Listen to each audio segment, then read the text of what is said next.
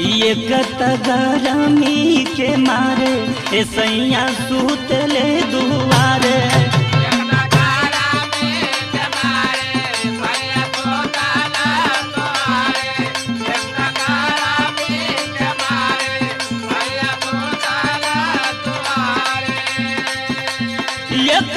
गरमी के मारे सैया सुतले दुआरे।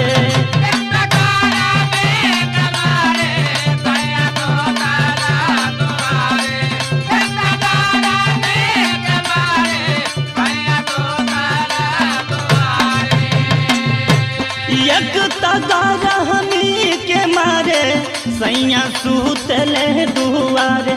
अब तो सास ननदिया मारेली मेहनवा।